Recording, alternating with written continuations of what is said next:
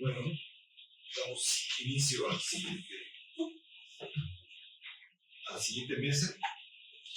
Va a estar con nosotros el doctor Raimundo Mier. Él tachó casi todo el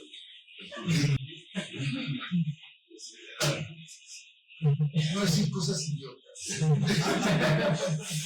Aunque es inevitable, pero bueno, dice que lo único importante de su currículum es que es soltero y está en el lado.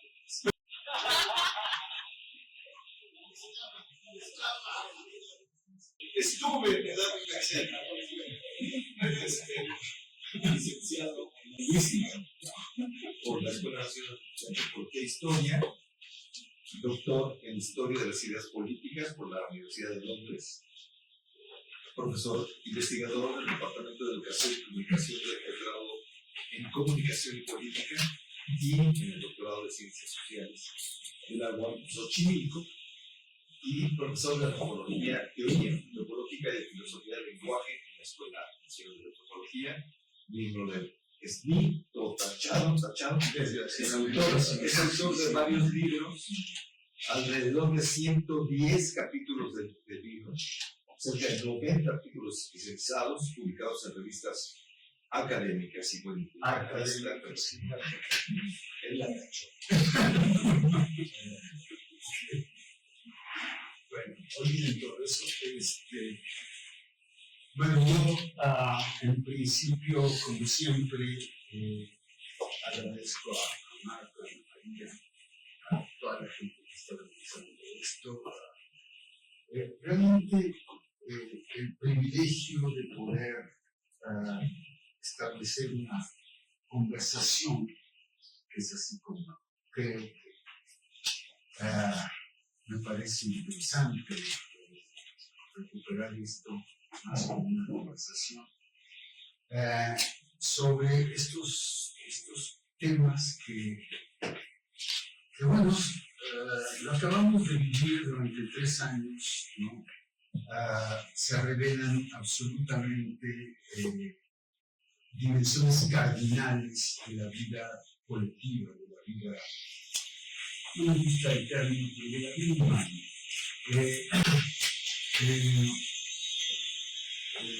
Acabamos de vivir durante 3 años, ¿no? Un episodio donde la tecnología, la salud y la educación estaban prácticamente enlazados de una manera tan determinante que se estaba jugando prácticamente el destino de la civilización que nos conocemos.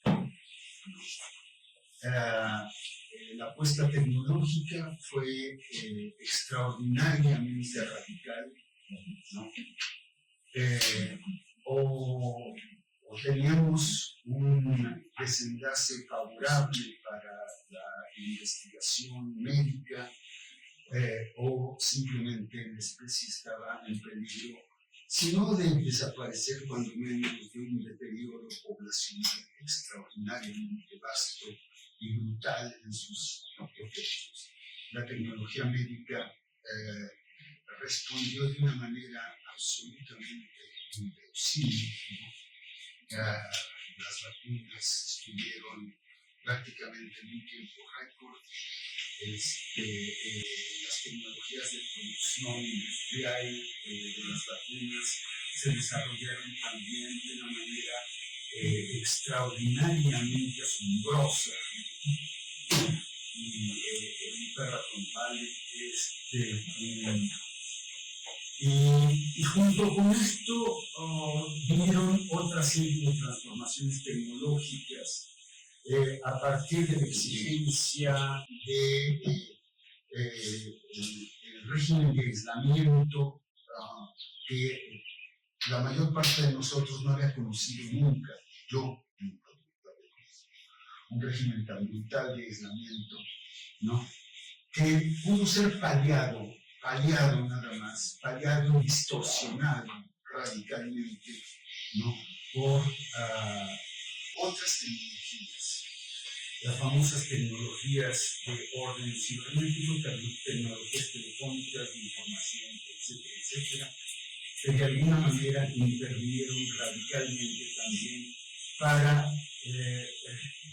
trastocar esa condición de radical aislamiento. Digo, no suprimir, sino trastocar. Transformaron nuestra noción de aislamiento, podría decirlo de esa manera. No lo suprimieron ni remotamente, pero sí lo transfiguraron radicalmente y abrieron al mismo tiempo, de todas maneras, la tecnología moderna ha dado esta especie de condición dual. ¿No? Por una parte, esta dimensión amenazante, degradante, digamos, devastadora, potencialmente devastadora de la vida, y por el otro lado, esta especie de apertura a un horizonte de creación y recreación de alternativas, siempre imaginarias, siempre marcadas por una condición meramente figurativa, pero que de alguna manera han alimentado las transformaciones de la vida cotidiana, de la vida, de nuestras formas de vida habituales, ¿no? Estas dos polaridades se hicieron presentes, claramente. Es decir, esta dimensión oscura, degradante, esta potencialidad de la tecnología para minar nuestros propios impulsos de creación, etc. Y por la otra parte, también esta dimensión de la tecnología que de alguna manera incide, transforma, trastoca, abre potencialidades y también abre todo un campo de incertidumbre sobre el destino, las posibilidades, los desenlaces posibles de estas transformaciones. Por lo pronto, podemos descartar ya el uso del Zoom para la educación. Gracias a Dios. Sabemos que es una mierda, que no sirve para nada y que lo único que provocó fue verdaderamente un profundo desencanto y una profunda tristeza existencial en la mayor parte de los que tuvimos que estar sometidos a esa barbarie tecnológica que es el Zoom, ¿no? Entonces, bueno, y sin embargo, son posibles cosas que no habíamos anticipado. Hizo posibles modos de vínculo, modos de conversación, modos particulares de encuentro, modos de vínculo que no habíamos explorado, que no habíamos tampoco reconocido en su doble calidad. En su calidad, podríamos decir, degradante y en su calidad benéfica. Derrida trabaja en algún momento un concepto griego, como me encanta, porque lo hace tan mal, que es fármaco, ¿no? Es decir, esta palabra griega que es al mismo tiempo, designa al mismo tiempo veneno y curación, y vía de curación, elemento de curación. Y estas dos caras son inextricables. En realidad están una en la otra, una incluida en la otra, están al mismo tiempo confrontándose y al mismo tiempo en una tensión permanentemente divergente, pero también en una exigencia de fusión permanente. Es prácticamente casi indiferenciado cuando estamos en un lado y en otro. No estamos en un orden polar, sobre eso creo que insiste Derrida, no estamos en un orden de polaridades, de enfrentamientos, de diferencias lógicas, sino estamos en un ámbito de indeterminación diferencial, ¿no? Y ese ámbito de indeterminación diferencial de este veneno y cura, ¿no? Lo hemos experimentado de una manera tajante en estos años, ¿no? Veneno y cura. cura, hemos estado tomando veneno y cura, veneno y medicina todo el tiempo en este juego de fusiones, de indiferenciaciones y al mismo tiempo de una profunda diferenciación. Este juego que en realidad insiste en deslindar radicalmente de toda dialéctica posible, porque no hay síntesis posible para esto, ¿no? El tema derridiano es no hay síntesis para este dualismo. Y eso quizá es una de las cosas que experimentamos, esta imposibilidad de síntesis de esas tensiones diferenciales que al mismo tiempo están actuando conjuntamente, ¿no? Bien, las técnicas médicas se fusionaron con las técnicas de comunicación que al mismo tiempo permearon, transformaron y trastocaron los regímenes de enseñanza, ¿no? Y nuestra concepción de qué es educación, ¿no?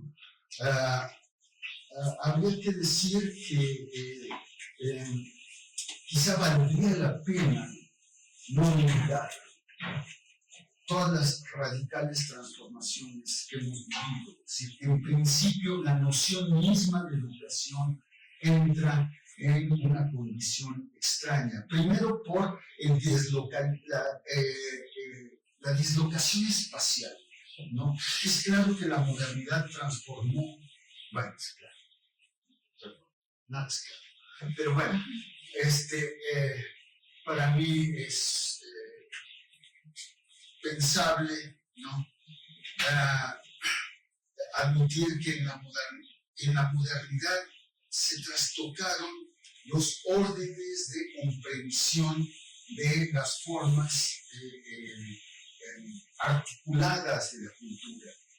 Es decir, si en las culturas tradicionales podríamos hablar de las vigencias del ritual, precisamente los rituales de pasaje, las formas particulares del parentesco, los modos de la alianza, las potencialidades del intercambio, etcétera, etcétera, ¿no? Prácticamente la modernidad disloca estos modos del ordenamiento social. No podemos pensar en que la modernidad simplemente usa de otra manera el poder, sino que transforma la calidad ontológica del poder, ¿no? Podemos obligarnos a reflexionar sobre algo que valdría quizá una larga reflexión, si es que esta etiqueta de ontología del poder no es un disparate o si tiene algún sentido. Es decir, si tenemos en realidad la idea de poder vinculada con este vasto conjunto de elementos que son potencia, fuerza, redundancia, resonancia, etcétera, tal como nos ha acostumbrado a pensar Sigmund, ¿no?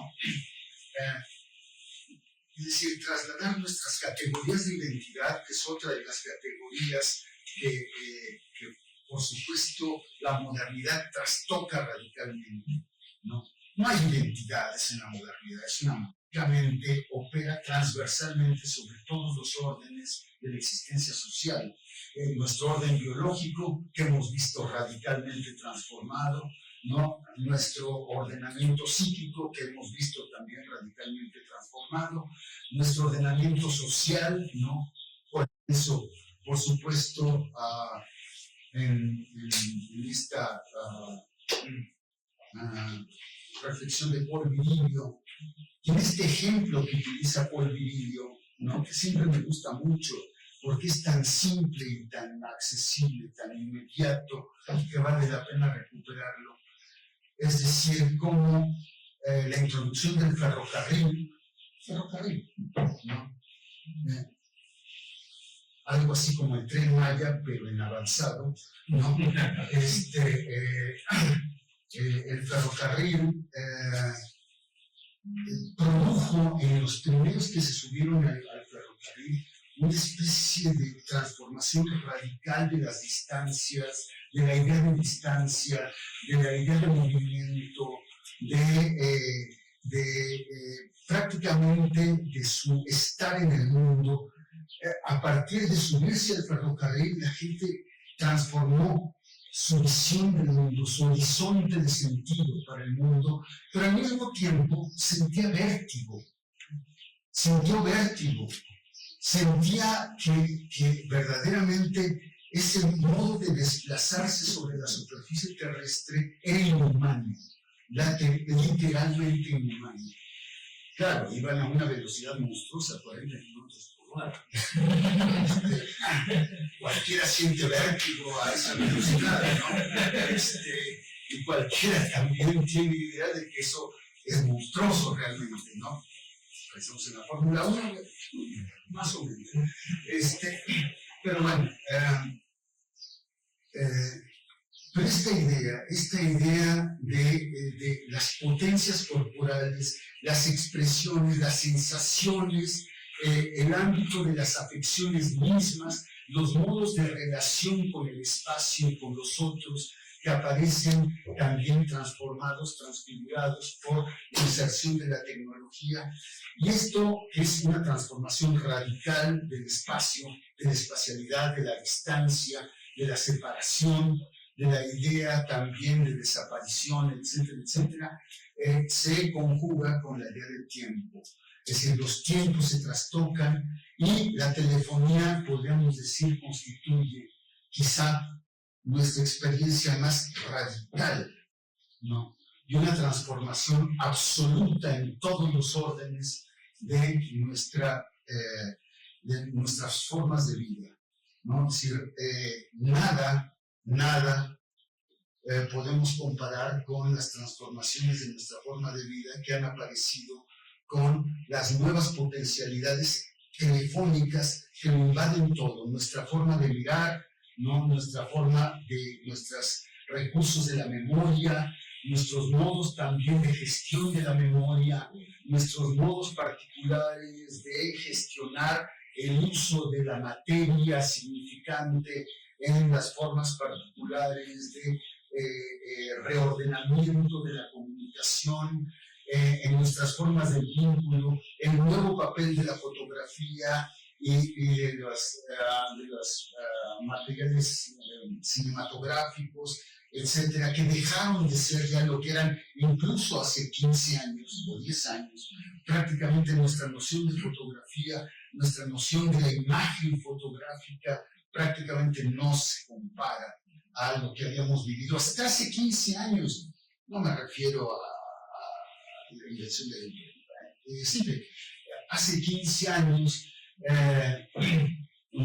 la idea de filmarlo todo, esta fantasía de filmarlo todo, que de alguna manera también se ha transformado por este vuelco también Pharmadoc o Pharmacon, Pharmacon es la vitamina.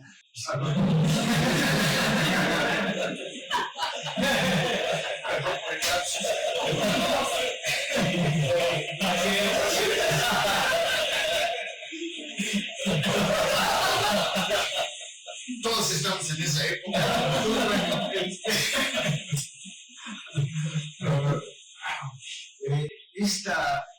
Esta forma de la fotografía, este modo de gestionar la imagen como simulacro de olvido, un modo particular del olvido. La imagen se ha transformado de un recurso de la memoria a un recurso de olvido, en un recurso de recuperación y podemos decir de archivo del pasado, en un modo particular de construir la ilusión de la memoria. No sé cuánta gente vuelve a ver las fotografías después de que las tomó. Nadie, ¿no? Las ve, siente esta especie de estremecimiento de, ay, ya estoy en fotografía, ¿no? Y después para siempre, gracias a Dios. Entonces, bueno, en realidad las nuevas formas de reconformación de la memoria a partir de la incidencia tecnológica también se transforman. La música se ha transformado radicalmente, ¿no? La noción de música en vivo, ¿no?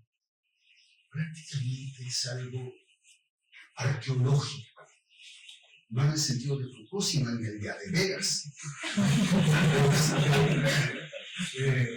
Es decir, esta especie de ruina, de reminiscencia vaga, perdida, ¿no? Que por supuesto las novísimas generaciones jamás lograrán restituir. ¿Qué fue, por ejemplo,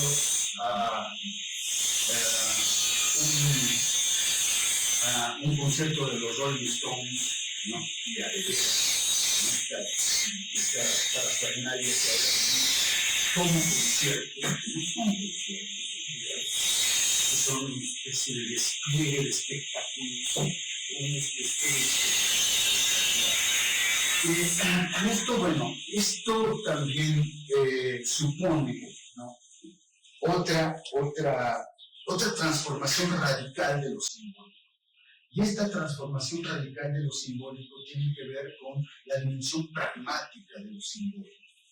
La dimensión pragmática de lo simbólico que tiene que ver con potencias del actuar, ¿no? Lo simbólico inherente a las potencias del actuar. ¿Qué quiere decir estas potencias del actuar? ¿No? La idea de lo simbólico está intrínsecamente vinculada con las potencias del actuar. Si no, lo simbólico simplemente sería una especie de modo degradado de la contemplación, ¿no? Y este modo degradado de la contemplación, una especie de contemplación figurativa, mental, conceptual, etcétera, que sería de extraordinaria esterilidad si no estuviera íntimamente vinculada con el tema de la acción, con el tema de la acción. Simondon habla un poco de esto. No soy muy fan de eso como lo plantea, pero esta especie de condición también necesaria, esta relación necesaria entre estructura y operación. La estructura surge de la operación y la operación surge de la estructura, sugiere Simondon en algún momento. Para mí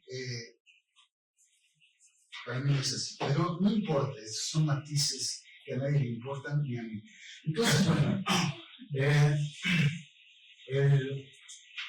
el tema es si las condiciones de regulación intervienen sobre el orden conceptual y al mismo tiempo prefiguran modos particulares de intervención de la regulación en el régimen pragmático, en el modo de hacer, ¿no?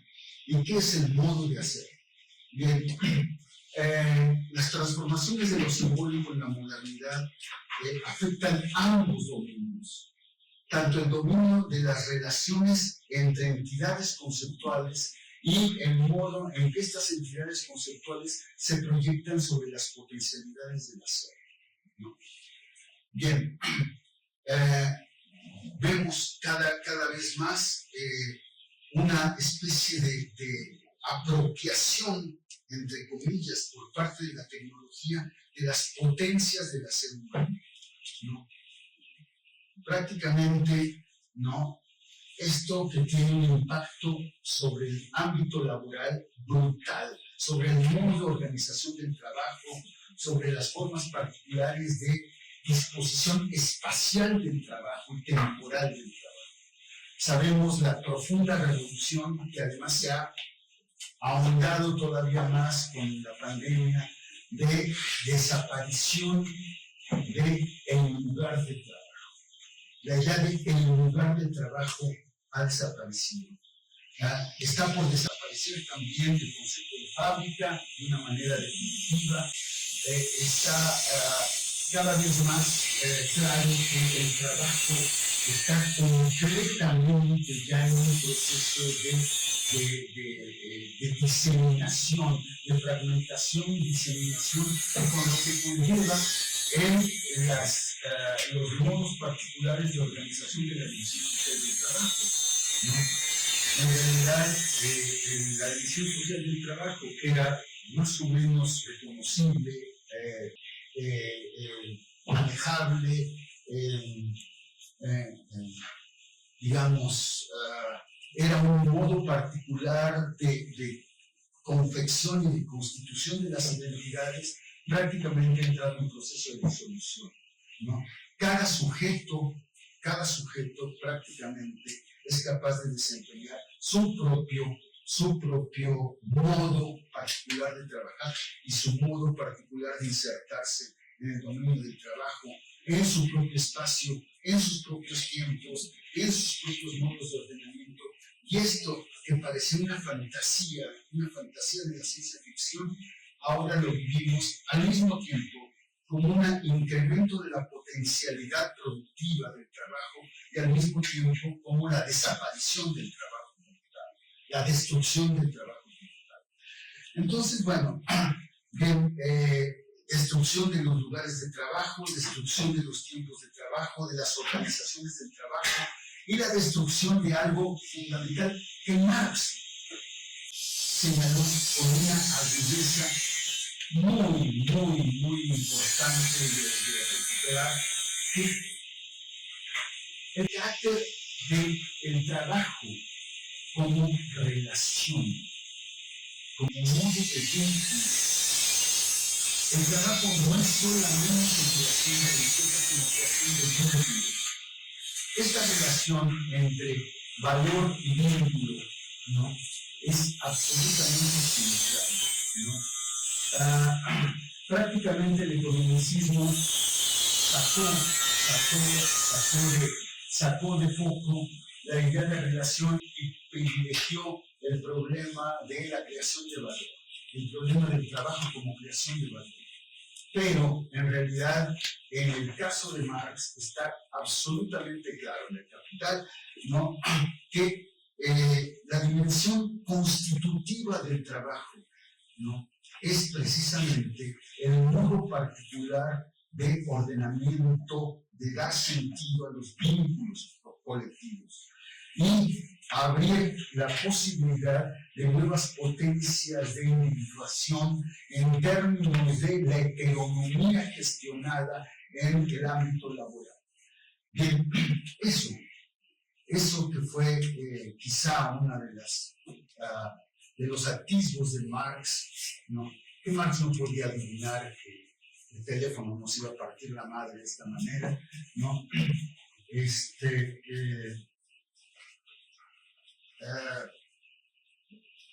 Forma parte de las transformaciones radicales del ordenamiento simbólico, es decir, el trabajo como un modo de la realización pragmática del proceso de individuación, ¿no? Entonces, bueno, tiempos, espacios, cuerpos se transforman y transforman también el universo simbólico. Y este universo simbólico llega a un punto particular, donde quizá tiene que ver, lamento no haber estado en todo la reflexión sobre planetarización, encantado, pero que de alguna manera está involucrada en esto que fue también el producto de un momento dogmático, y esto es muy interesante, ¿no? Guy Debord, ¿no?, la sociedad del espectáculo, ¿no?, fines de los años 60, junto con toda la transformación cultural, junto con toda la transformación política, da lugar a un atisbo de un cineasta. Guy Debord era un cineasta, ¿no?, y un atisbo que surge de la reflexión estética y que tiene que ver con una idea en principio aparentemente muy simple, ¿no? Lo estético como mercancía. Es decir, hay algo que se transforma radicalmente en la modernidad. Lo estético como mercancía en el pleno sentido del concepto tal y como lo trabaja Marx. No se trata de algo que se compra y se vende. El arte se compraba y se vendía desde siempre, desde toda la vida, desde que surgió. Kierkegaard no se refería al hecho de que compremos y vendamos obras de arte. Eso no es la mercancía. La mercancía tiene que ver con un modo particular de transformación del objeto a partir del proceso de fetichización de la mercancía. La fetichización de la mercancía es algo que incide radicalmente sobre el orden simbólico. Es en realidad un modo particular de realización del orden simbólico, la fetichización de la mercancía. Marx lo subraya sin tener en sus manos la herramienta de la semiótica, ¿no? ¿Qué es el valor sino un elemento simbólico? ¿Qué es el valor sino una condición sígnica semiótica, podríamos decir? Que también, por supuesto, supone calidades pragmáticas, ¿no?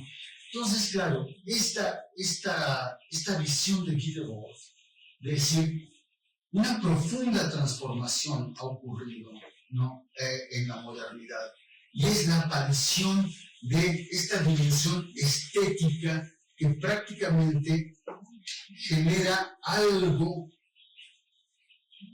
que después reconoció Lukács, ya sabemos, ¿no? El tema de la reificación.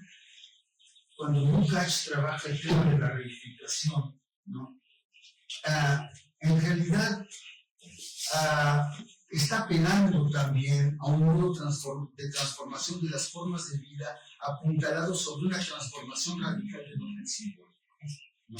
Quiere decir, todo lo que existe, ¿no? Participa del orden de la mercancía como la pensó Marx. El orden de la mercancía prácticamente aparece como una calidad existencial. Sabemos que Lukács era un lector consistente de Heidegger, ¿no?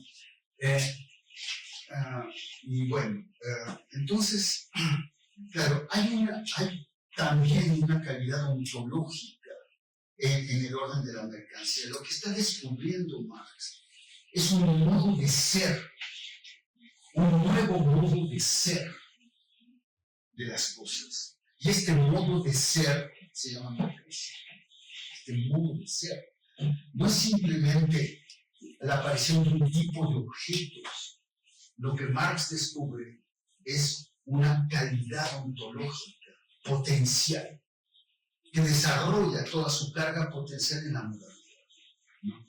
Guy Debord advierte esto. Guy Debord dice, claro, esto lo percibimos claramente con el orden estético. Y muy pronto pasa de esta caracterización del orden estético como mercancía a la idea de la vida social como un ordenamiento marcado por las calidades específicas de este modo de darse de la mercancía que es el espectáculo, que es un modo de darse de la mercancía muy particular, ¿no? Y este modo de darse de la mercancía supone algo, una potencia particular. La idea de configurar la información como régimen de control. Es decir, en el momento en que lo simbólico ya integrado en el dominio de la mercancía, ¿no? Se vuelve prácticamente un modo generalizado de ser de lo social, ¿no? aparece este régimen de la mercancía como de la mercancía asumida como simbólico, como un modo particular de control social. Esto lo reconoce Deleuze en uno de sus últimos artículos, que es muy célebre, ¿no? donde Deleuze contradice sutilmente, con lo sutil que era Deleuze, sutilmente a Foucault, diciendo, no, ya no estamos en la sociedad disciplinarias, ya no estamos en las sociedades disciplinarias, ¿no? Olvídelo, ¿no? Las sociedades disciplinarias forman parte de la arqueología de Susa, ¿no? Estamos en las sociedades de control. Somos de las sociedades de control. Esto que estamos viviendo son las sociedades de control, ¿no? La idea de control también sufre una transformación muy importante a través del atisbo tecnológico. Sabemos que a partir de la construcción de los primeros modelos telefónicos, aparecen las grandes aproximaciones de la cibernética como modelo matemático de la información, que de alguna manera es la que soporta toda la telefonía. Toda la telefonía actual está sostenida por la idea de modos de información, el modelo de comunicación informacional. La idea de información prácticamente define en ese momento nuestro modo de pensar la telefonía, pero muy rápido, ¿no? Lo sabemos por Wiener, lo sabemos por muchas experiencias, muy pronto se convierte claramente en una bien exploración ontológica, ¿no? Somos información. No es que tenemos información, somos información, ¿no? Estoy parafraseando, por supuesto, a Merleau-Ponty, ¿no? Lo lamento, pero bueno. Pero esta idea de esta especie de nueva calidad ontológica, ¿no? De información, otra calidad ontológica. Ya tenemos dos, la mercancía y la información, y ambas participan de esta misma, podemos decir, calidad ontológica. La información como mercancía, ¿no? La información y la mercancía como dimensiones ontológicas, ¿no? Bien, esto quiere decir, somos mercancía, no es que tenemos mercancías, somos mercancías, ¿no? Y somos información, no tenemos información, somos información, ¿no?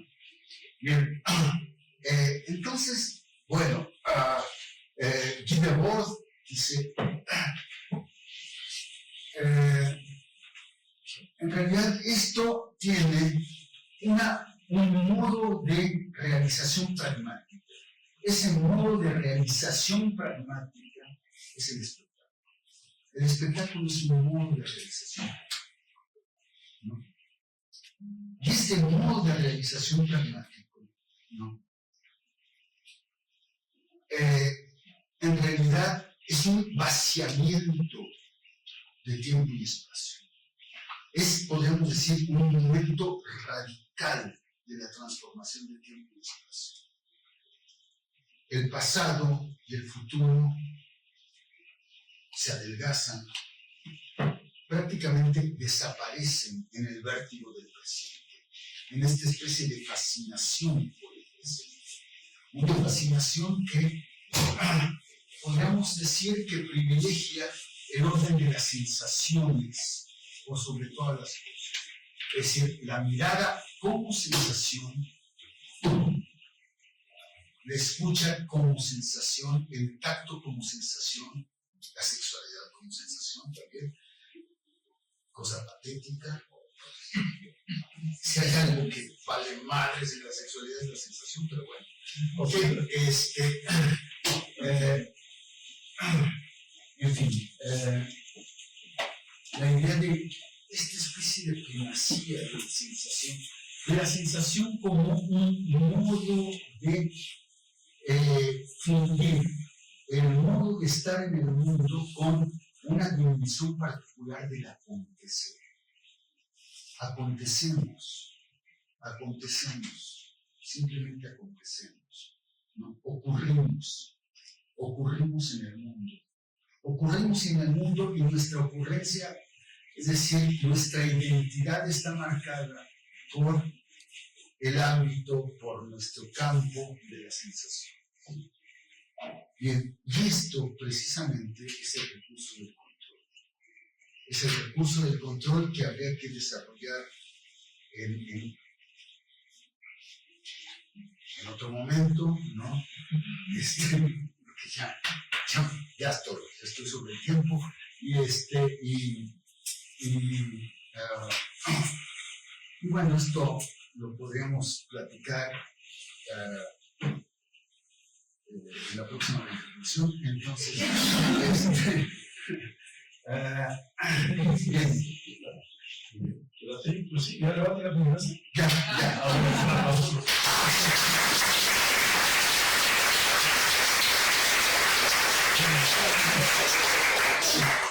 Nos deja con una sensación terrible, pero bueno, vamos a evitar la acción de abrimos la sesión de preguntas, comentarios. Nelson. Sí, bueno, muchas gracias por la plática extraordinaria. Se han tocado millones de los temas que las situaciones ya se han vertido en el seminario. Bueno, un par de preguntas. Una es, se advierte la importancia que concedió a infección a la emergencia de Marx. Y bueno, también somos conscientes de la diferencia que tuvo Guillermo en el espacialismo en general, en la obra de Jean Baudrillard. Y sin embargo, Baudrillard realiza una crítica a Marx en el intercambio simbólico de la muerte, en su diverso obra, ¿no? En la economía política del siglo, en la que, bueno, en realidad dice que Marx todavía no logra comprender lo que él denomina la revolución estructural del valor, porque en Marx todavía vive en un periodo de total de la realidad, ¿no? Es básicamente que esta realidad, en su análisis del valor, se manifiesta precisamente en el valor de uso. O sea, hay un referente todavía. Baudrillard lo que afirma es que a partir de ahora hay una pérdida de los referentes. Los signos solamente consisten en la sintaxis autónoma, en la que ya no hace referencia a un mundo.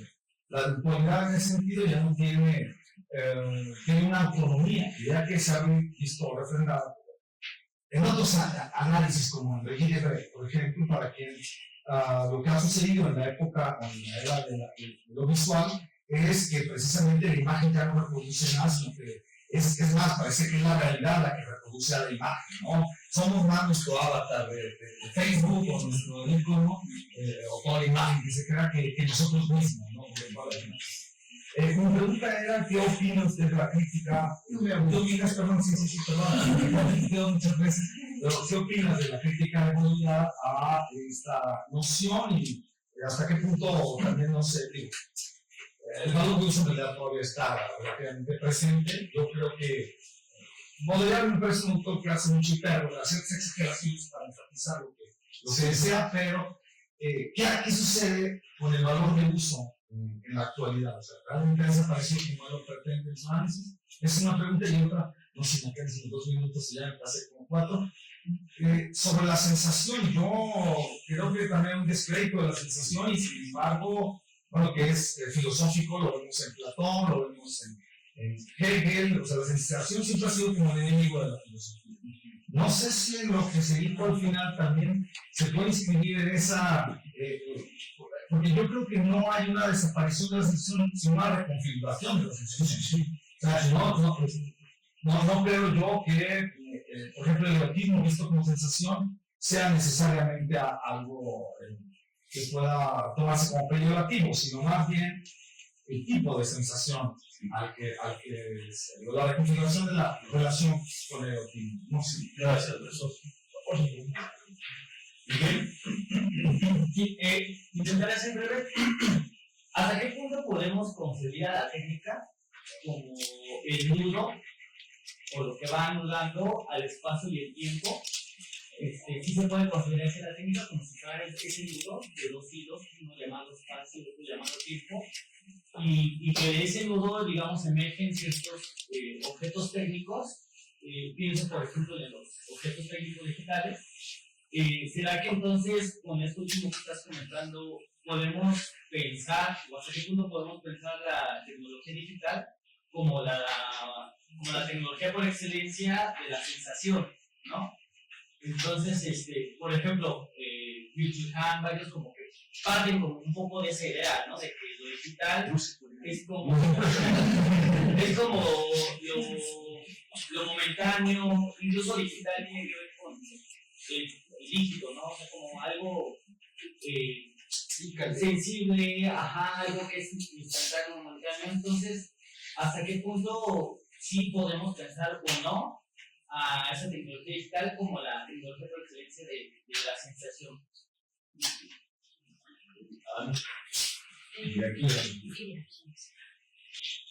Un comentario y un par de preguntas muy rápidas. Comentario, decíamos ayer un poco hablando que Daniel que hablaba sobre efectivamente no tenemos un cuerpo, somos un cuerpo, no tenemos información, somos información. Yo un poco pensaba, alagmáticamente, hacemos y operamos un cuerpo, hacemos y operamos información. No solo es un asunto del ser, no es poco, sin duda, sino de las operaciones que hacemos con ese ser. ¿Qué opinas de eso? Segunda cosa, me gustó mucho lo que mencionaste sobre la obra estética como mercancía, y ahí en línea pregunto a Klosowski esta idea de la moneda viviente, de cómo se conjuga y se teje valor, deseo, simulacro.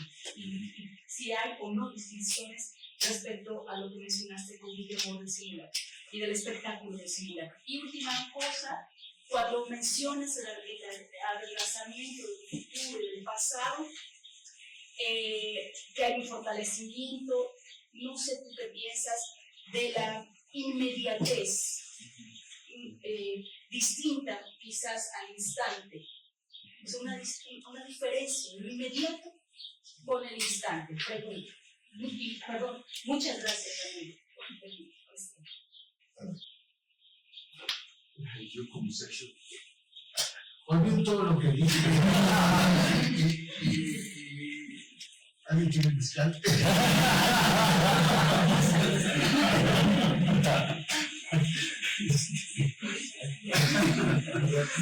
No, magníficas preguntas. En realidad, sí, si uno siente la sensación de que esto da como para un seminario, para seguir un rato más. Baudrillard, en esos primeros libros de Baudrillard, para mí son los grandes libros de Baudrillard, ¿no? O sea, todo lo que vimos pues es parte de la hipérbole de La batida de sí, de la guerra del Golfo no ha tenido lugar, toda esta cosa, ¿verdad? Del hiperrealismo y todas esas cosas. Que bueno, no queda muy convencido de Baudrillard. Pero esos primeros textos, es decir, en la crítica de la economía política del siglo, ¿no? Baudrillard hace una diferencia muy importante que, insisto, habría que profundizar, ampliar, subrayar, etcétera, desdoblar quizá, ¿no? Porque está plagada, es una muy compleja distinción, fértil y muy compleja, porque además está muy fechada, ¿no? La diferencia entre signo y símbolo, ¿no? La idea de signicidad y la idea de lo simbólico, ¿no? Como en realidad lo símbolico es la dimensión estructural y lo simbólico tiene que ver con este modo particular del acontecer del valor del uso, ¿no? Es decir, de lo irrecuperable de alguna manera en el régimen de significación estructurado, etcétera, ¿no? Todo eso que prácticamente Baudrillard enfrenta a la teoría de Marx, a la teoría del valor de Marx, cuando menos subraya algo que además aparece también en otras reflexiones. Baudrillard, ¿no? Quizá el más importante antropólogo marxista que ha habido contemporáneo, ¿no? Baudrillard en una reflexión muy amplia sobre el tema de la economía también vuelve sobre el tema del valor de uso, el concepto de valor, y este es un punto crucial en esta relación sobre la naturaleza de la mercancía, ¿no? El tema de la naturaleza de la mercancía tiene que ver con este modo particular de articularse del valor de uso y del valor de cambio, y cómo el valor de cambio, prácticamente, es decir, la dimensión estructural, ¿no? Y por lo tanto cíclica, ¿no? De la mercancía toma el control y prácticamente define el curso del proceso, ¿no? Y el valor de cambio se sumerge en una dimensión de historicidad extraordinariamente indeterminada. Es decir, el valor de uso, que es en realidad el valor subjetivo. ¿Cuál es el valor de uso del fármaco? Seguramente para cada uno de ustedes es distinto, ¿no? Y en realidad el valor de uso acaba precipitándose sobre el problema de la singularidad, ¿no? Sobre la reflexión sobre la singularidad de la significación, que es en realidad la dimensión simbólica. La dimensión simbólica apunta a una calidad aestructural de la significación. Esta dimensión aestructural de la significación que para Baudrillard es absolutamente central. Es precisamente quizá la vía para lo irrecuperable del acontecimiento, para el fulgor de una significación que no se deja capturar, que no se deja reducir, y que es en realidad el resquicio por el cual podemos escapar, quizá, ¿no? De la forma tiránica de integración del aparato de la mercancía, de la forma estructural de la mercancía, ¿no? Bueno. En fin, creo que lo que abre Baudrillard ahí es un tema fascinante en realidad, ¿no? Y que bueno, sin duda aparece como una especie de desarrollo complementario o suplementario, diría Baudrillard, suplementario de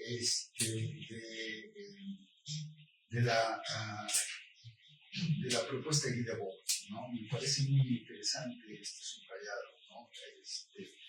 Porque muchas veces se piensa el planteamiento de Debord sobre la sociedad del espectáculo un poco al margen de todas las otras interrogaciones que estaban en ese momento y que ocurrieron también un poco después a la luz de todo esto, ¿no?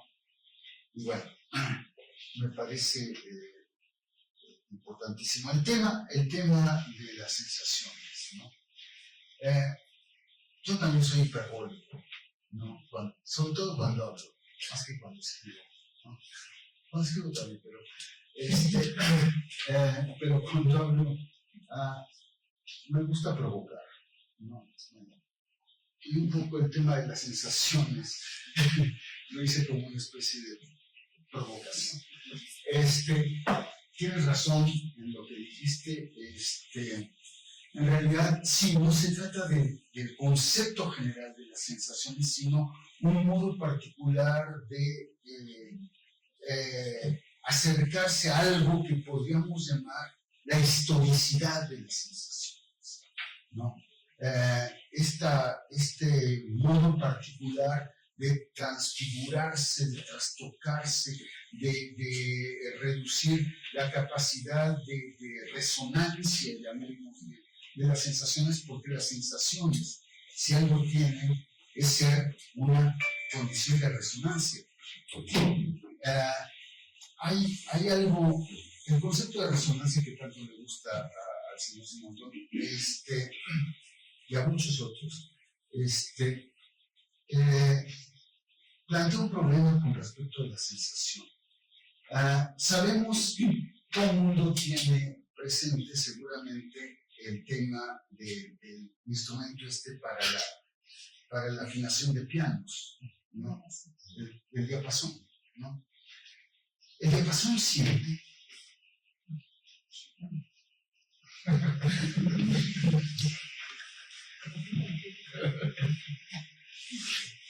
Uno podría decir que sí, el diapasón siente. Si no sintiera, no podría entrar en resonancia. La resonancia es una condición de la sensación. Pero entonces, ¿qué pasa con el diapasón? ¿No? Sí, ¿qué es entonces la sensación? ¿No? Bueno, yo pienso que el tema el enigma de la sensación, me gustaría llamarlo así, el enigma de la sensación, ¿no? Tiene que ver con nuestra capacidad corporal de entrar en resonancia con el entorno. Y en ese sentido es una condición vital, fundamental, ¿no? Es una existencial también, es un modo de existir. No podemos existir sin sensaciones. Es decir, somos nuestras sensaciones también, ¿no? Pero hay este modo de trastocar, de transformarse históricamente de la potencialidad significativa de las sensaciones, de tal manera de que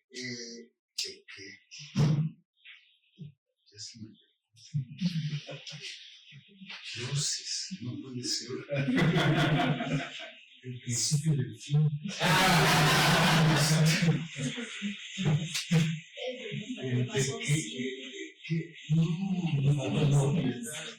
A ver, perdón, pero es algo luminoso lo que me acaba de pasar. Eso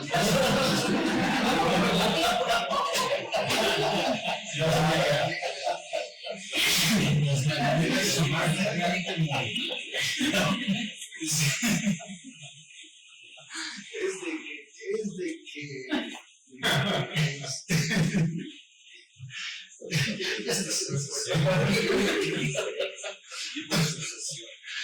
de la sensación. No, el acento puesto sobre el carácter autónomo de la sensación y la capacidad de constituir a la sensación como un polo ordenador de un ámbito de conformación del sentido. Y esto es como reducir la calidad ontológica de la sensación y constituirla en una especie de desencadenante de un modo particular de ordenamiento de las formas de vida, ¿no? Y eso creo que es lo que ha ocurrido con las sensaciones. Devolver a la sensación su sentido pleno, su sentido es nuestro modo particular de integrarnos en la mundanidad, ¿no? De reconocernos en la mundanidad, de tener una posibilidad de atención cualitativa, porque lo que es sumamente importante del diapasón es que es un instrumento de reconocimiento de las calidades singulares. Es decir, el diapasón vibra solo con una nota, nada más, ¿no? Y singulariza de todo el ámbito de la sonoridad, ¿no? Una sola condición estructural de la sonoridad, que es una nota específica. Y con esa nota vibra, ¿no? Es decir, nuestra manera de integrar, de reconocer el proceso de conformación de las identidades, es decir, el proceso de individuación, es entrar en este juego de resonancias, en esta capacidad humana, ¿no?, de multiplicar, diversificar e integrar simultáneamente, ¿no? Somos una especie de juego de diapasones múltiples, ¿no? Y este juego de diapasones múltiples que nos permite interactuar con el mundo y reconocer al mismo tiempo la generalidad de los objetos, ¿no?, la cosa en sí, ¿no?, y al mismo tiempo la singularidad específica de la aexeidad de la que hablaba Gilles Deleuze. Es decir, el modo particular de ser en ese instante, en ese momento, en ese acontecer específico de esto, que es en realidad el modo de precipitarse en un orden existencial de un ámbito de potencialidades. Bueno, magnífico. Como ven, no dije nada, y vale la pena como repensar. Son cosas que creo que hay que repensar.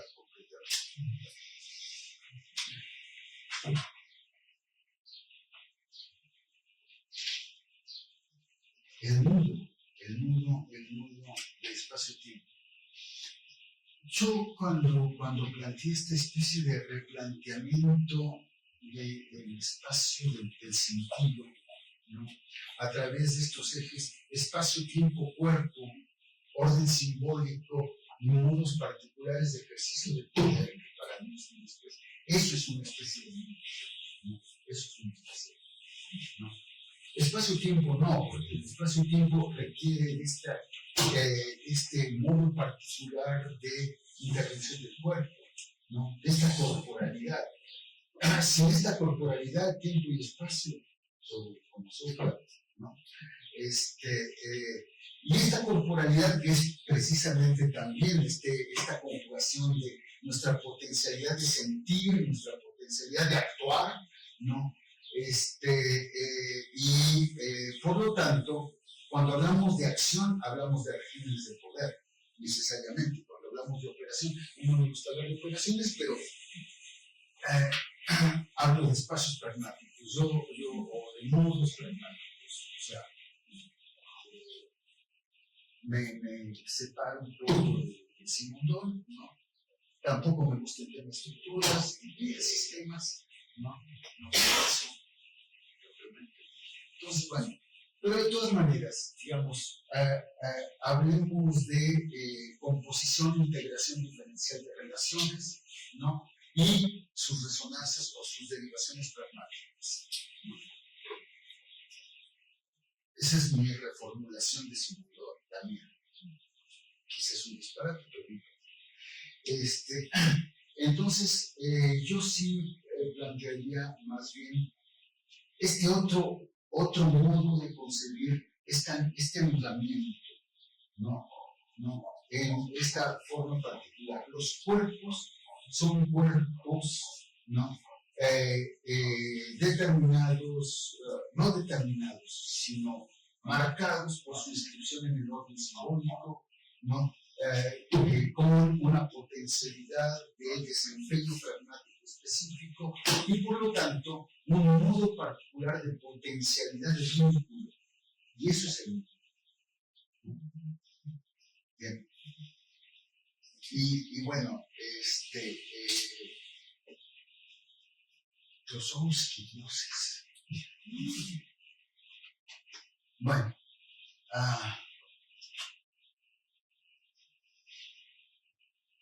Klosowski es toda una propuesta también que vale la pena, desde el grandísimo texto de Klosowski de Nietzsche y el círculo vicioso, que es quizá uno de los libros más inteligentes que se escrito sobre Nietzsche, ¿no?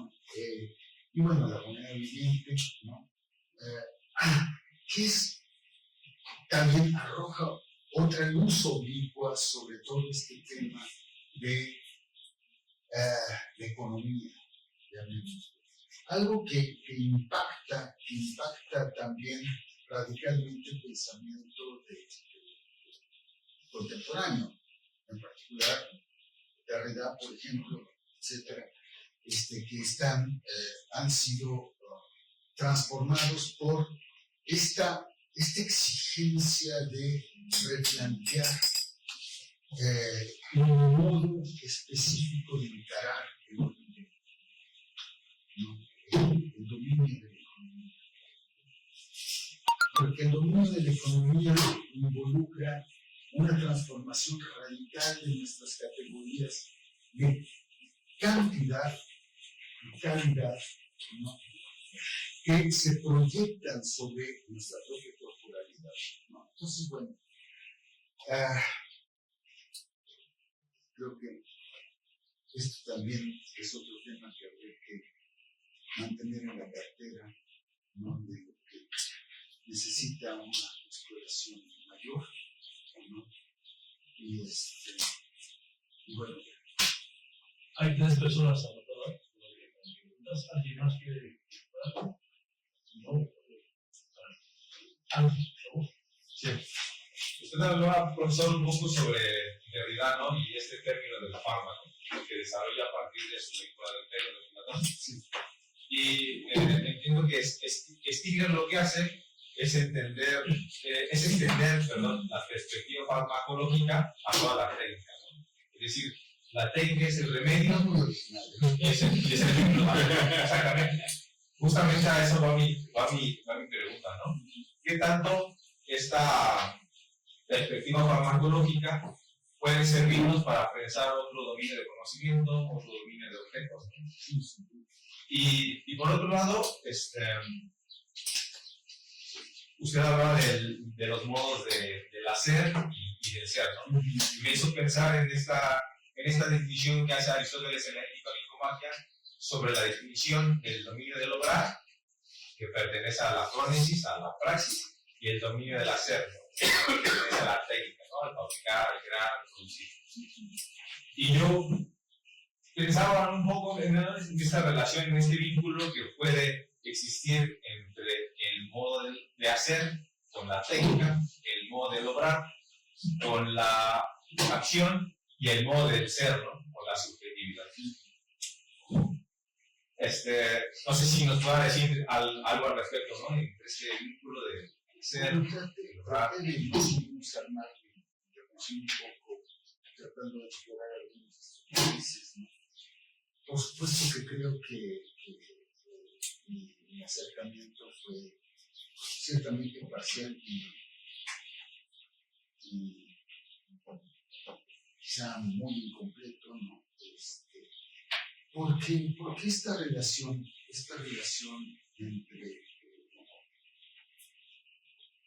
entre los modos del hacer, las calidades del modo, las cualidades del hacer, etcétera, abre también todo un extraordinario panorama. Sabemos que todo el tema de la pragmática es quizá uno de los ámbitos más arduos de exploración en la filosofía contemporánea. Desde el pragmatismo norteamericano, desde mucho antes del pragmatismo norteamericano, la consolidación de una exigencia particular de poner un acento específico sobre las calidades, los regímenes, los destinos, los fundamentos, los impulsos del hacer, está permanentemente en juego, ¿no? Una de mis peleas perpetuas con Hannah Arendt, irreconciliables, son su modo particular de acercarse a toda la cuestión pragmática.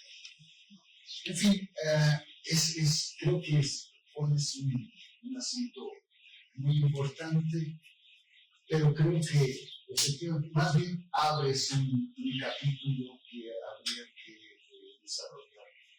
Y lo de Derrida y esta idea, ese modo de trabajo de Derrida, ese modo de trabajo de la deconstrucción, desde la perspectiva de Derrida, no soy un fan de Derrida, pero Derrida advierte que hay una especie de condición constitutiva en el modo de darse de las cosas, que es precisamente esta condición de fusión-diferenciación, ¿no? Donde la idea que podemos caracterizarla como la relación entre suplemento, ¿no? Suplemento, y cómo el suplemento en realidad constituye una condición diferencial y cómo la condición diferencial es la creadora de la identidad, ¿no? Y creo que es el tema fundamental que aparece en las formulaciones originales de la deconstrucción, ¿no? Para mí un trabajo un ejemplo que usa Derrida, que es muy ilustrativo, ¿no?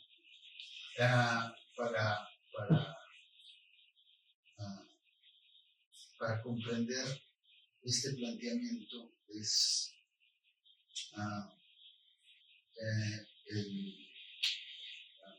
el ejemplo que él utiliza en su reflexión sobre Kant, en el tema del arte, y donde él utiliza un ejemplo. Me gustan mucho los ejemplos simples, ¿no? Un ejemplo muy simple.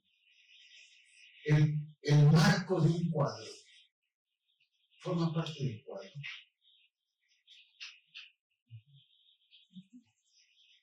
Una pregunta muy simple, imposible de contestar. Sí forma parte del cuadro, no forma parte del cuadro, simultáneamente, ¿no?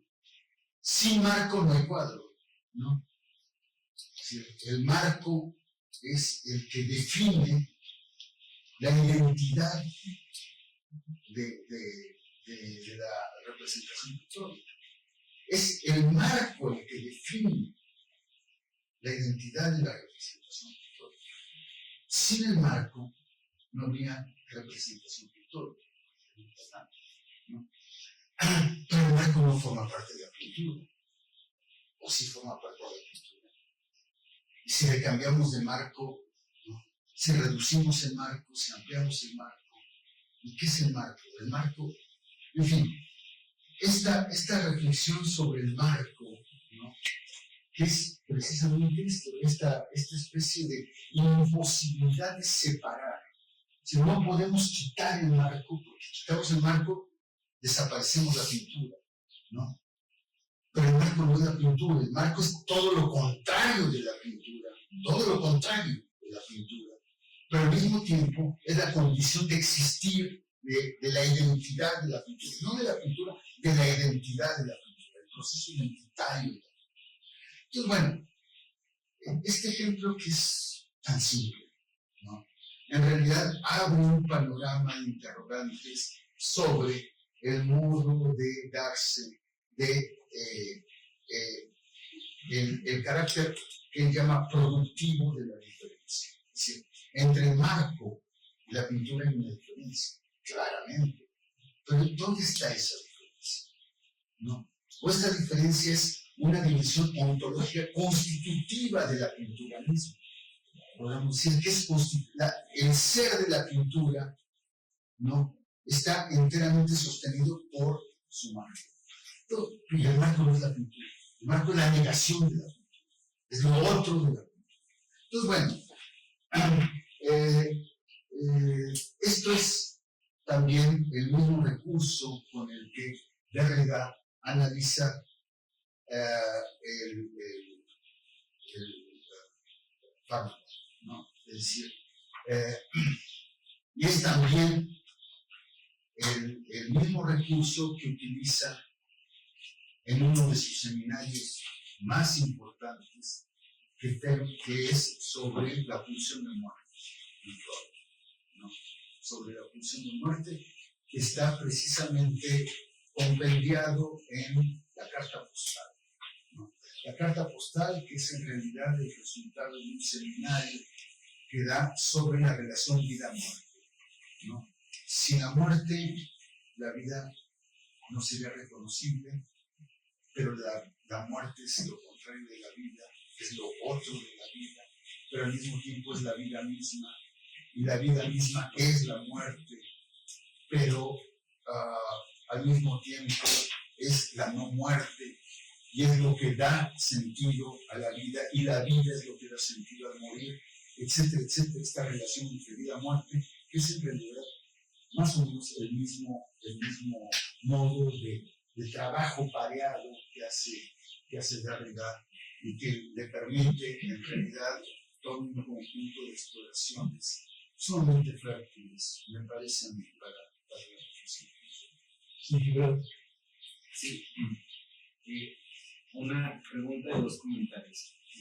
Primero, muchas gracias por la exposición. Creo que reaviva, retoma el diálogo que hemos tenido en estas sesiones desde otras perspectivas complementarias que retroalimentan la discusión.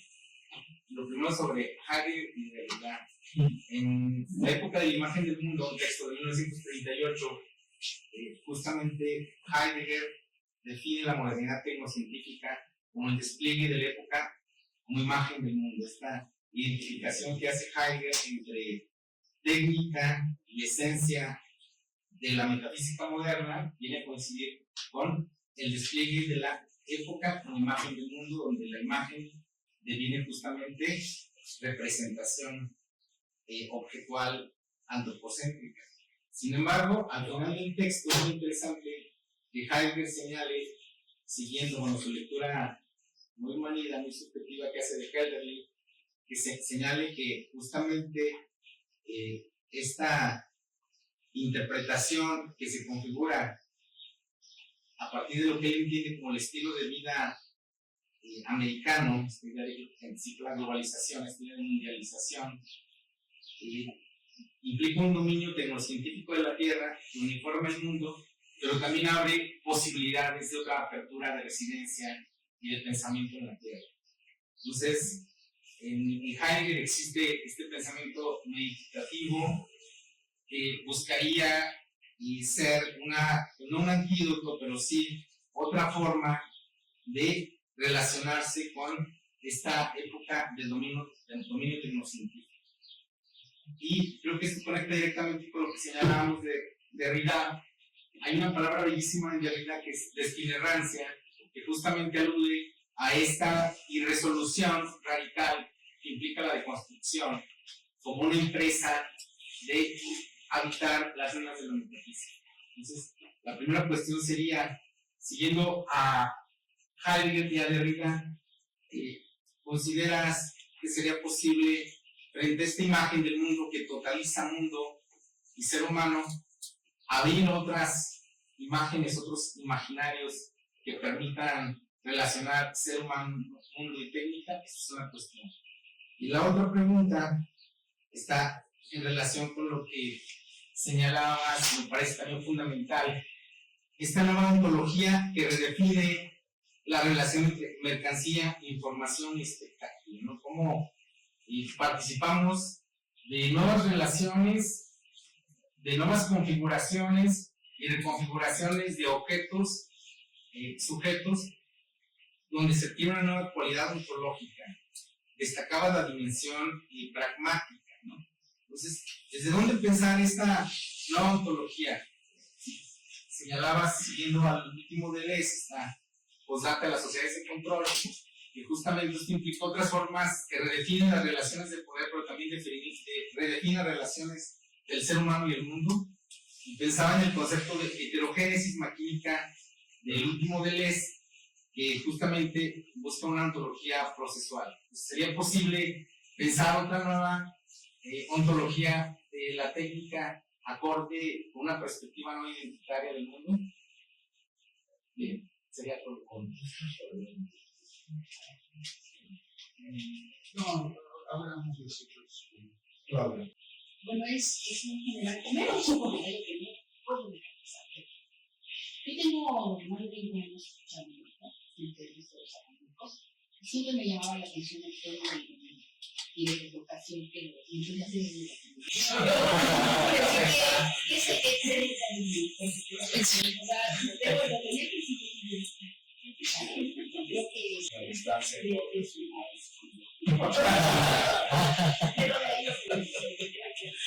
Ahora, me gusta mucho, porque yo insisto que Marx replantea cosas interesantes. Cuando se hablaba del trabajo como una relación, como un modo de vínculo, y cómo ese sentido de los vínculos colectivos, pero cuando uno lo lee, creo que es pero también porque este vínculo colectivo emerge de lo individual. O sea, no se puede separar del existir. O sea, el trabajo para un sujeto, al menos así lo interpreté yo cuando lo leí en el Capital, es que es un vínculo colectivo, pero revela el significado que tiene el ser, el trabajar en el sujeto. Entonces, no se puede pensar en el sujeto sin la dimensión social, porque este existenciario es solamente el sentido que la mente frente a un colectivo a la él. Es un tema con estaba cambiando. Así lo perdón. Gaby, ya con. Bueno, primero agradecer ayer tuve la oportunidad de presentar un trabajo sobre el tema de las sociedades de control. Y yo mismo me he estado planteando eso en relación con la manera en que Deleuze habla sobre el tema de la primera frase con la que habla diciendo las sociedades disciplinarias somos lo que estamos dejando de ser, ¿no? Y hay dos elementos que a mí me llamaron la atención, que es, por un lado, digamos, el tema de la modulación, cómo presenta Deleuze el tema, por ejemplo, la transformación radical del modelo de la fábrica y el tema del trabajo al tema del aire libre, ¿no? Dice Deleuze, lo que le daba, digamos, como una cierta estabilidad al tema de la fábrica, el tema de los salarios. Mientras en las sociedades disciplinarias la estabilidad está en relación con el tema de los salarios, en las sociedades de control está en relación con el tema de la competencia, ¿no? Y como estas transformaciones radicales, digamos, este carácter pragmático de los modos de existencia en las sociedades de control, también se transforma, como bien decías, el tema del trabajo. Yo pensaba, si no, esta transformación radical del tema del trabajo está en vínculo, se transforma en relación con el tema del ejercicio. Digamos, por un lado está el tema del trabajo estrechamente relacionado con lo que tú nos explicabas como una forma de creación de vínculo, y si en estas maneras de pensar las acciones de control como modulatorias y medio estables, como las presenta Deleuze, está, digamos, un elemento que no necesariamente es el tema del trabajo, sino el tema del ejercicio, y el tema del ejercicio lo pienso en un sentido, como lo explicaba hace un momento, en su relación con la repetición de la diferencia. O sea, digamos, el ejercicio es lo que se repite y genera diferencia, y al mismo tiempo es lo que, digamos, en la diferencia se termina por repetir, ¿no? Digamos que hay un elemento ahí que yo me quedo pensando en relación con las transformaciones radicales del tema de las sociedades de control. Sí.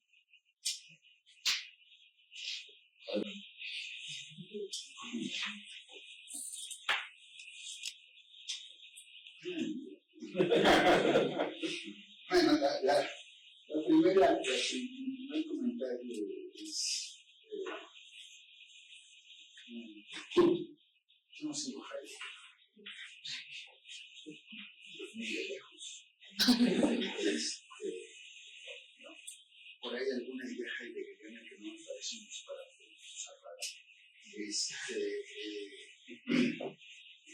aparece en el horizonte de un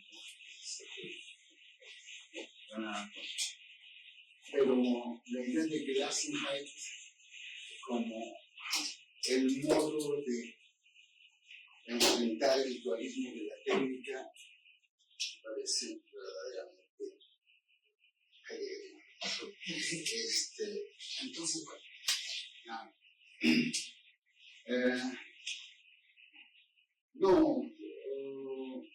Derrida tampoco, a pesar de todo lo que llega a Heidegger, que es mucho, sin duda. Porque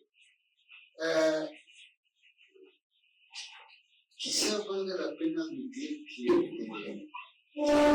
una buena parte de nuestros pensamientos más interesantes, que conocemos personalmente,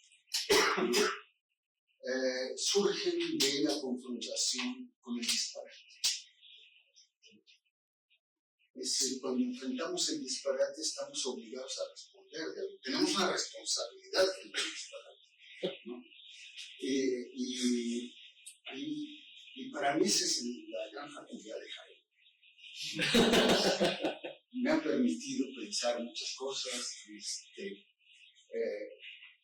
le agradezco mucho, pero en fin. Entonces, bueno, a Derrida también creo que le permitió pensar muchas cosas.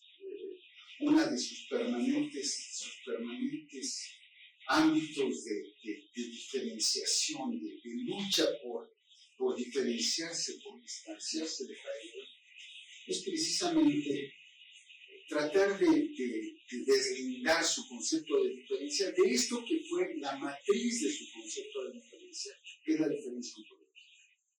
No sabemos que Derrida va forjando su idea de diferencia, una idea que me parece que es central, constitutiva de su trabajo, ¿no? A partir de la interrogación sobre la diferencia ontológica de Heidegger, la diferencia entre, digamos, el ser, el Dasein, etc. ¿Cuál es la diferencia? ¿Dónde está? ¿Qué es eso? ¿Cómo entender eso? En realidad es todo un tema. Pero en fin, no nos metamos en eso porque soy muy ignorante. Entonces,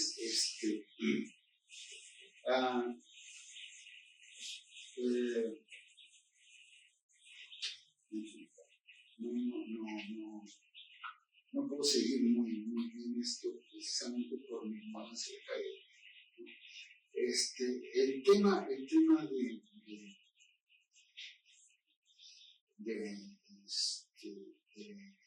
trabajo, esto que tú señalas del trabajo, que es muy importante, en realidad yo creo que es uno de los impulsos originarios del pensamiento de Marx, ¿no? En los escritos el manuscrito del 44, ¿no? Marx precisamente trata de construir el concepto de alienación. ¿Qué es el trabajo alienado? ¿No? ¿Qué pasa con el trabajo alienado? Es un modo particular de acercamiento al tema del salario, al tema del trabajo salariado, ¿no? Y al lugar del salario en la conformación particular del mercado, y en particular en la consolidación de la lógica de la mercancía, ¿no? Pero el fundamento de esto, de su reflexión, ¿por qué se mueve Marx hacia el tema de la economía, hacia el tema del valor del salario y todo eso? Tiene que ver con la necesidad de esclarecer esta especie de vuelco que se produce en la modalidad de alienación del trabajo. Cuando yo soy arrancado de mi trabajo, cuando mi trabajo se convierte en mercancía, ¿no? Cuando tengo que vender mi trabajo, ¿no? Cuando tengo que vender mi trabajo ya no es mío, ¿no? Y esta especie también de lugar cardinal de mi trabajo que no es mío, ¿no? Esta condición alienante de hacer mío un trabajo que no es mío, ¿no? Tiene que ver con esta calidad que podríamos llamar originaria del trabajo, ¿no? Que ha desaparecido precisamente en el marco de la modernidad, que se quebranta en el ámbito de la modernidad y que tiene que ver con un extrañamiento entre yo y mi trabajo.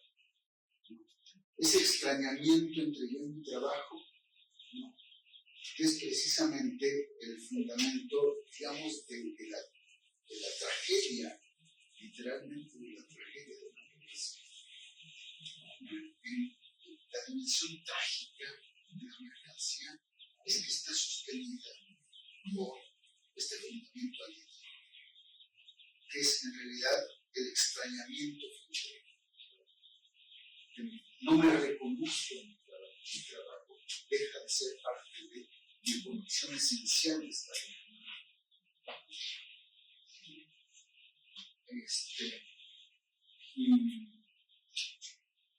Y bueno, y el último tema, bueno,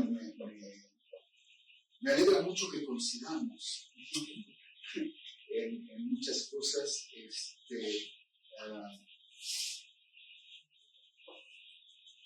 Una vez más, creo que estoy muy cansado.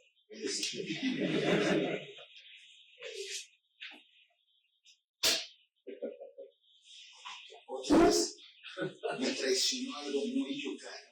No puede ser. Respondí como muy yocaro. Ya me cansé.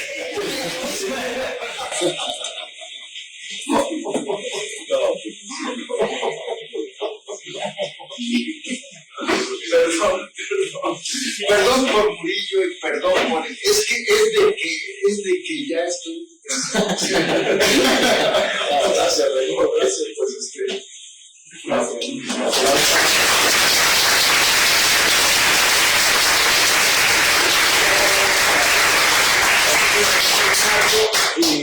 pues algunas palabras si quieren decir Ernesto, Ana, Nelson, yo la Ernesto. Gracias.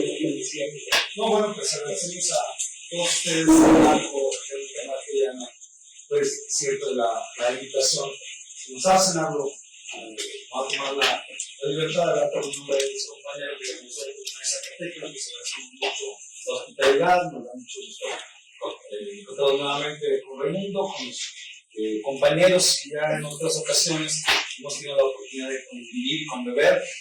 Espero que no sea la última, está pendiente todavía la visita o la decisión del seminario en Zacatecas. Yo espero que justamente todos estamos de acuerdo para el próximo semestre podamos ser ahora nosotros los anfitriones de una bella y peligrosa ciudad.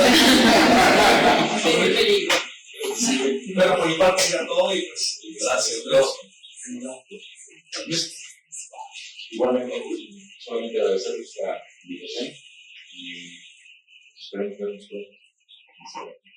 Bien. De Jalapa también. La invitación siempre está abierta. Gracias, Ernesto. Sí. Bueno, yo retomando esta idea de Raimundo, de la conversación, que este ha sido pues un pretexto para, como dice Nelson, seguir viéndonos, conversando a propósito de las relaciones entre técnica, salud y educación, pero que nos buscamos pretextos pues para el vínculo, para mantener el vínculo y la amistad. Gracias a todos por estar aquí, por aguantar la intensidad del seminario, y pues sin más nos vemos en Zacatecas y o en Jalapa. Muchas gracias.